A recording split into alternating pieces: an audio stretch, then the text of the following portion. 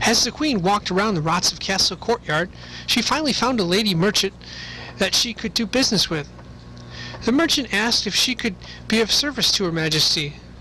She responded by handing the merchant a scroll to look at.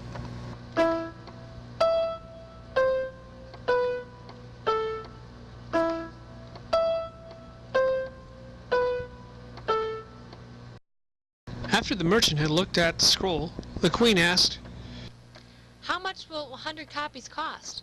And when can you finish them?" The lady merchant replied, "It will cost you 5 pieces of silver, and I can finish them in an hour."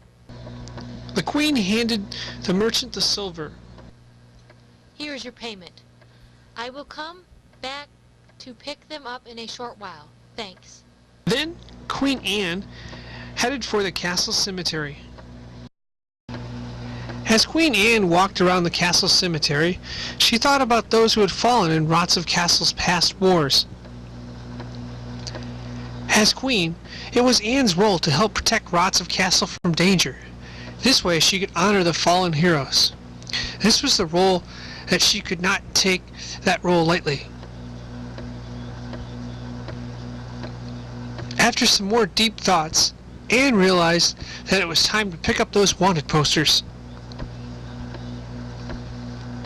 As the queen picked up the wanted posters, she thanked the merchant for helping her promptly. The merchant replied that she was glad to be of service to Her Majesty. She also pointed out that she would be happy to do more business in the future, if need be.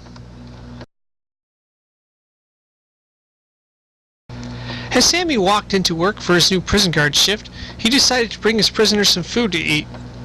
Maybe, if he was friendly, he could coax a former guard to tell how Andrew had escaped. If it worked, this might lead to another promotion. Sammy walked in to greet prisoner Rudy and said, "Good evening. I have some special vegetables for you. I also have a proposal for you. If you can help me figure out how both prisoners escaped, I will help you get out of here." Rudy replied, "Thanks for the food, Sammy. I really wish I knew. Maybe they found some mysterious power. Who knows?" Sammy replied, "Well, that is my offer. One other thing, though. If you figure it out, I want to take credit for it.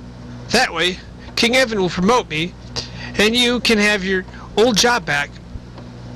Rudy replied, "I do not know, but I am sure that I will have plenty of time to think of it over here." Rudy continued, "You know, it was strange. I guarded the same door that you did, and no one got by me. That was the only way out of here. However, I will keep thinking it over. Thanks." As Sammy left, he replied, "Now that is a spirit. Maybe we can solve this thing."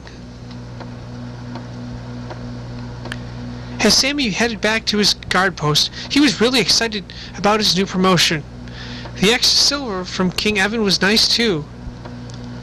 What would he spend it on? Andrew's sword and shield looked splendid in his hands.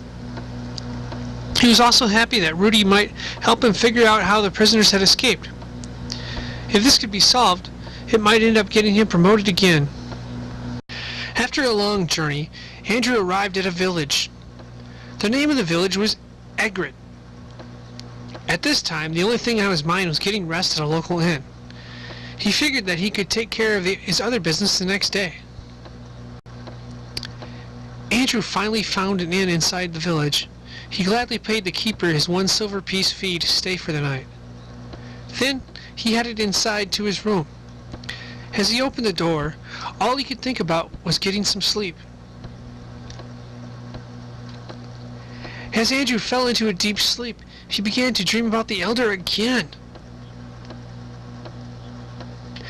Andrew could not understand what he was talking about. However, his sense was that the Elder was still alive and needed to be rescued from a prison. Many questions remained, though. Where was the Elder? Who was holding him hostage? What did they want? Why was the Elder important to them? Queen Anne walked into the king's chamber that evening with the wanted posters. King Evan asked in a surprised tone. Oh, dear Queen, how did you get those done so fast? She replied.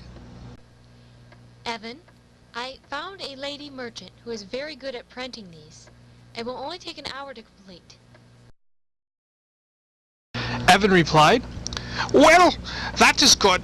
I will have someone work on getting them out tomorrow.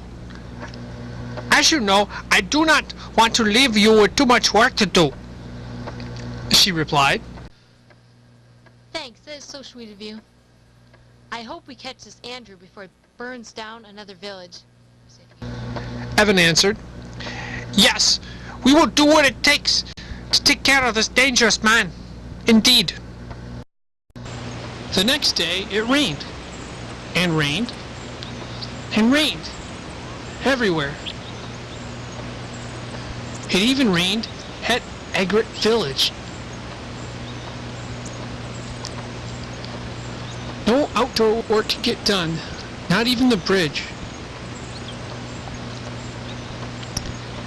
Andrew was stuck inside the inn, making a list of things to do when and if it stopped raining.